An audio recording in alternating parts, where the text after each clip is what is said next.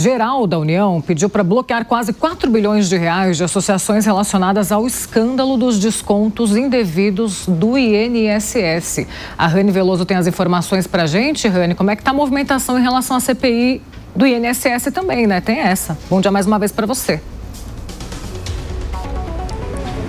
Bom dia novamente a você, Paula Nobre, e a todos que nos acompanham ao vivo direto de Brasília. Pois é, uma outra frente, essa da Advocacia Geral da União, que está protocolando dessa vez mais 14 ações cautelares na Justiça Federal, aqui do Distrito Federal, contra 12 entidades e 3 empresas de tecnologia. O objetivo é bloquear dessa vez 3 bilhões de reais e 900 milhões para ressarcir aposentados e pensionistas vítimas das fraudes do INSS, através dos descontos sem autorizações dessas vítimas. A Advocacia Geral da União informou à Justiça Federal que estava tornando pública a propositura dessas ações, mesmo que o conteúdo continue sob sigilo.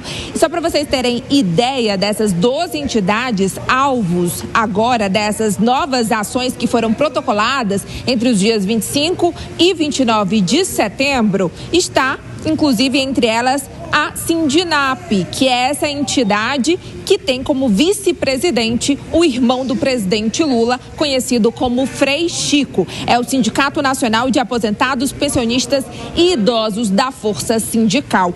Outras entidades que estão nesta nova ação é a Confederação Brasileira de Aposentados e Pensionistas e Idosos, a COBAP, a SINAP, a ASPA, a ASAP, a ABCB, que é a antiga Mar Brasil, que também está, todas essas entidades, na verdade, são também alvos da CPMI do INSS, além da Masterprev, a Una Brasil e a Conafer, que foi uma das entidades alvo daquela operação na semana passada da Polícia Federal, a 4ª fase da operação sem desconto. A Advocacia Geral da União tem como objetivo, além de ressarcir essas vítimas, os aposentados e pensionistas das fraudes, o próprio governo federal, a própria União, uma vez que já adiantou boa parte do pagamento e ressarcimento a essas vítimas. Então, daqui a alguns dias, eles vão também acionar a Justiça Federal, dessa vez com ações regressivas, que é exatamente para cobrar dessas entidades que ainda não foram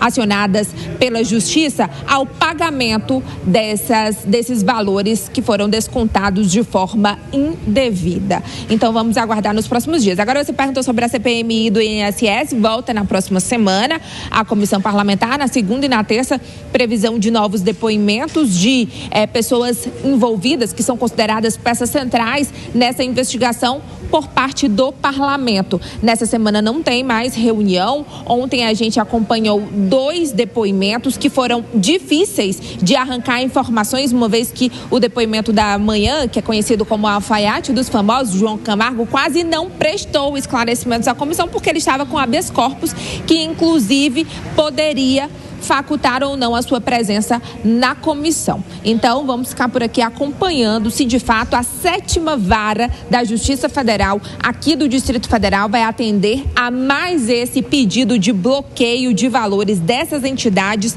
pela AGU. Lembrando que já temos quase 3 bilhões de reais que já foram autorizados pela Justiça em uma outra ação cautelar que foi proposta pela Advocacia Geral da União, porque desde maio até setembro já foram 29 ações cautelares da AGU neste caso. Volto com vocês. As reuniões da CPMI do INSS voltam então só na próxima semana. Rani Veloso falando com a gente de Brasília. Até mais, Rani. Deixa eu chamar os nossos comentaristas também para a gente repercutir um pouco esse assunto. Reunião da CPMI volta na próxima semana. Essa semana não tem nenhuma reunião relacionada ao INSS. Agora, Dávila, as investigações precisam continuar. E, pelo que a gente vê, não teremos um resultado concreto ainda esse ano. Vai para o ano que vem ainda, vai demorar ainda para a gente ver o resultado dessa investigação. Paula, você está coberta de razão. É uma vergonha esta CPI do INSS não condenar centenas de pessoas, inclusive políticos graúdos, que estão envolvidos nesse crime. Isso é roubo. Roubaram mais de 8 bilhões de reais em descontos indevidos dos aposentados e ainda mais 90 bilhões de reais nos descontos do consignado. É uma vergonha. Agora, só pegando um gancho no que a Rani falou, que é muito importante, só são 2,8 bilhões de reais em ações do INSS para ressarcir. Só que saltou de 536 milhões de reais em 2023 para 2,8 bilhões em 2024. E isso tem a ver com uma questão fundamental.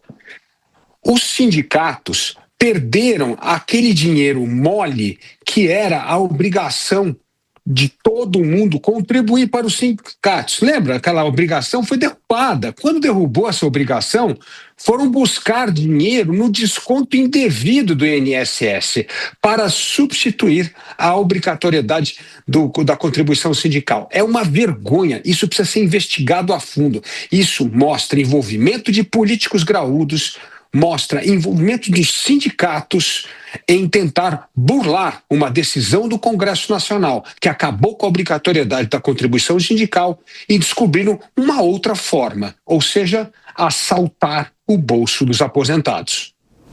Cristiano Vilela, INSS no foco, ou seja, sob luzes aí de investigações na esfera da Polícia Federal, também da CPMI. Isso é um indicativo de que a gente pode ter um cenário de saneamento no que diz respeito à possibilidade de novas irregularidades sendo apresentadas, Vilela? Você tem essa expectativa? Nonato, seria muito positivo que nós tivéssemos realmente um pente fino em todas as possíveis irregularidades que ocorrem no Instituto Nacional de Seguridade Social. No entanto, eu vejo de uma forma muito cética, especialmente com relação ao trabalho que é desenvolvido na CPMI.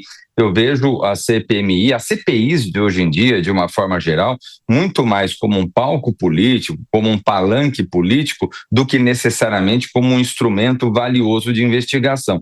No meu entendimento, a Polícia Federal, os órgãos de fiscalização e controle, eles têm uma capacidade muito maior, um foco muito maior no sentido operacional, de fiscalização, de obtenção de documentos, de uma análise feita de uma forma mais adequada do que as CPIs, que já foram instrumentos aí de grande valia no passado, em outros tempos realmente tiveram um grande destaque na sua forma de investigação. No entanto, nos últimos anos perderam essa característica e passaram a ser instrumentos para a obtenção de likes nas redes sociais. Então, eu fico cético com relação ao trabalho da comissão. Agora, com as investigações, eu vejo que elas podem avançar bastante ainda.